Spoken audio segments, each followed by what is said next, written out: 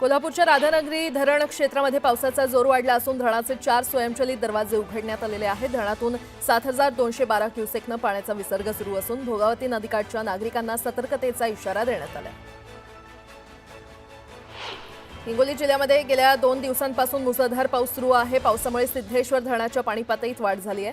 सिद्धेश्वर धरणाचे 8 दरवाजे उघडण्यात आले असून पूर्णा नदीपात्रात 6579 क्युसेकनं विसर्ग सुरू आहे आणि त्यामुळे पूर्णा नदीकाठच्या नागरिकांना सतर्कतेचं आवाहन करण्यात आलं।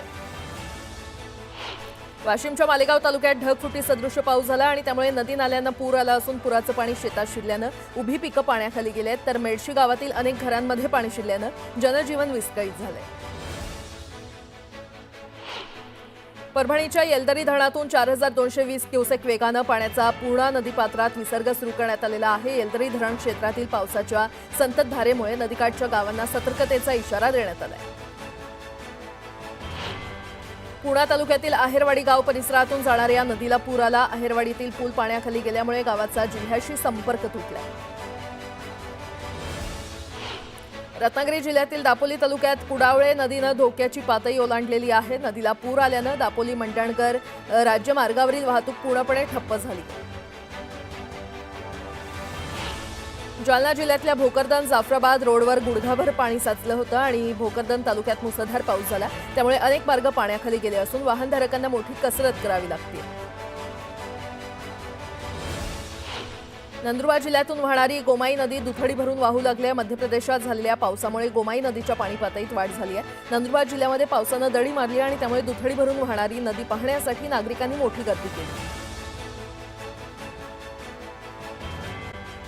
मधील कार्यक्रमात गिरीश महाजनांचा पालकमंत्री असा उल्लेख करण्यात आला आणि यावरून मी पालकमंत्री झालेलो नाही, होणार आहे असं वक्तव्य महाजन यांनी केलं। पालकमंत्रीपदाबाबत कुठेही रस्सीखेच नाही, मी पक्षात सर्वात सिनियर आहे असं ते म्हटलेत, त्यामुळे त्यांची पालकमंत्रीपदाबाबतची इच्छा लपून राहिलेली नाही।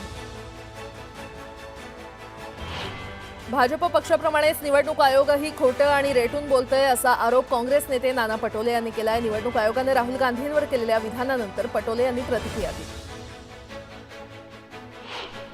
प्रतिभा शिंदे यांच्या पक्षप्रवेशाला विरोध करणाऱ्या कार्यकर्त्यांचे अजित पवार यांनी कान टोचलेत। कार्यकर्ते कमी असले तरी चालतील, पण जे असतील ते जीवाला जीव देणारे पाहिजेत असं वक्तव्य अजित पवार यांनी केलं।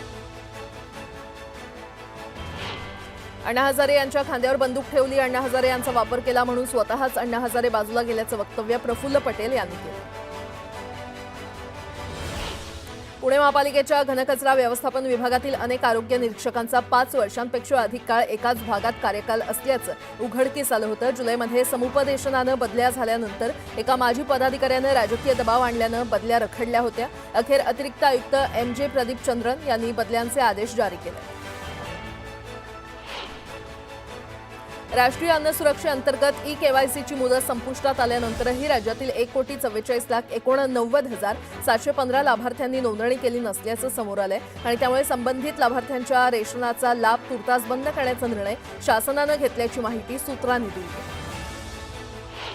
पुणे विमानतळावर भारतीय हवाई दलाकडून 15 अतिरिक्त फ्लाईट स्लॉट मिळाल्यामुळे आता एकूण स्लॉटची संख्या 235 वर पोहोचलेली आहे आणि या निर्णयामुळे पुणेकर प्रवाशांना प्रवासासाठी आणि विमानतळ प्रशासनाला विमान उड्डाणांचं नियोजन करण्यासाठी मोठा फायदा होणार आहे। धाराशिवमध्ये एसटीचा अचानक ब्रेक फेल झाल्यानं एसटी कॉम्प्लेक्समध्ये घुसली आणि यामुळे नागरिकांची मोठी धावपळ झाली। एसटी मुख्य चौकात असलेल्या कॉम्प्लेक्समध्ये घुसल्यानं 3 दुचाकींचं नुकसान झालं। वेळीच बस थांबवल्यानं मोठी दुर्घटना टळली। राज्यात गेल्या काही दिवसांपासून विश्रांती घेतलेल्या पावसानं आता जोरदार पुनरागमन केलंय। भारतीय हवामान खात्यानं दिलेल्या ताज्या अंदाजानुसार राज्याच्या विविध भागात 20 ऑगस्टपर्यंत पावसाचा मुक्काम कायम राहणार आहे। विशेषतः कोकण आणि पश्चिम महाराष्ट्रातील घाटमाथ्यावर 2 दिवस अतिवृष्टीचा इशारा देण्यात आला आहे। बेस्ट एम्प्लॉईज कोऑपरेटिव्ह क्रेडिट सोसायटीच्या 2025 ते 2030 या कालावधीसाठी संचालक मंडळाची निवडणूक आज होणार आहे, तर मतमोजणी उद्या होणार आहे। दोन्ही ठाकरे बंधू बेस्ट कामगार सेना आणि मनसे बेस्ट कामगार सेनेच्या माध्यमातून निवडणूक लढवत आहेत। कबूतरखान्यांच्या ठिकाणी कबुतरांना नियंत्रित पद्धतीनं खाद्य पुरवण्याबाबत मुंबई महापालिका विचार करत आहे आणि याबाबत आलेल्या 3 अर्जांवर उच्च न्यायालयाच्या आदेशानुसार मुंबई महापालिकेनं नागरिकांकडून हरकती आणि सूचना मागवल्यात। या सूचना पालिकेनं उपलब्ध करून दिलेल्या ईमेल आयडीवर 29 ऑगस्टपर्यंत मुंबईकर नोंदवू शकणार आहेत। मुंबई शहरात दहीहंडीचा उत्सव जल्लोषात पार पडला। याच जल्लोषात मुंबई पोलिसांनी बेशिस्त गोविंदांवर चाप लावल्याचं समोर आलंय। शनिवारी दिवसभरात वाहतूक पोलिसांनी 10,000हून अधिक चलान जारी केलेत आणि या चलनातून तब्बल 1,13 लाखांचा दंड वसूल करण्यात आलाय। पुण्यातील मुंढवा परिसरात असणाऱ्या एका पब समोर स्थानिक आणि पब चालकामध्ये वाद झाला। पबमधील युवक-युवतींनी रस्त्यावर दारू पिऊन धिंगाणा घातल्याचा आरोप स्थानिकांनी केला। पोलिसांनी आम्हाला मारहाण केल्याचंही स्थानिकांचं म्हणणं आहे, तर आम्ही फक्त गर्दी हटवली असं पोलिसांनी स्पष्ट केलं। टॉप 18 प्रायोजक जीपी पार्सिक सहकारी बँक लिमिटेड सादर करत आहे नव्या युगाचं स्मार्ट बँकिंग। राज्यामध्ये 1.5 कोटी लाभार्थींचे रेशनचे धान्य बंद। ई-केवायसी अभावी पुरवठा विभागाकडून कारवाई।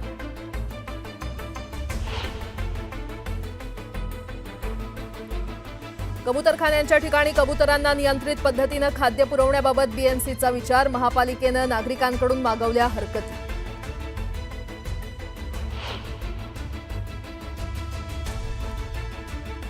चीन कमी केला भारतात जाणाऱ्या खतांचा पुरवठा। भारतीय शेतकऱ्यांपुढे खतांच्या तुटवड्याचे संकट।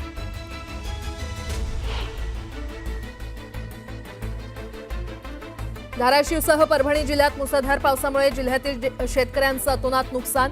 15,000 हेक्टरवरील पिकं पाण्याखाली, तर जवळपास 53 जनावरांचा मृत्यू।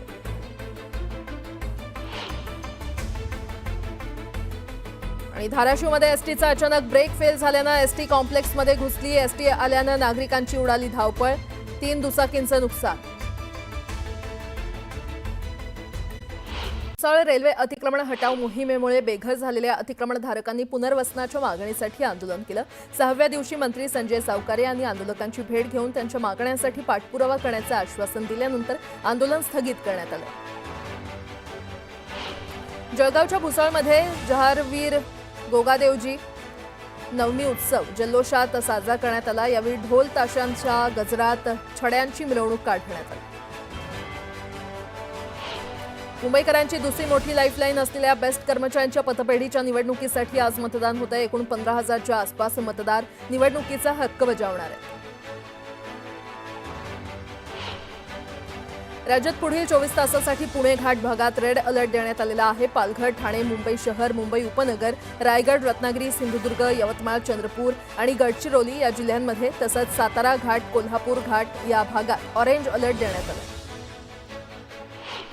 धाराशिवसह परभणी जिल्ह्यामध्ये झालेल्या मुसळधार पावसामुळे जिल्ह्यातील शेतकऱ्यांचं अतोनात नुकसान झालंय। 15,000 हेक्टरवरील पिकं पाण्यात गेली असून जवळपास 53 जनावरांचा मृत्यू झालेला आहे, तर 108 गावांना पुराचा फटका बसला असून 64 कच्च्या घरांची पडझड झाली आहे। 88 हेक्टर क्षेत्रावरील सोयाबीनसह कापूस पिकाला फटका बसलाय।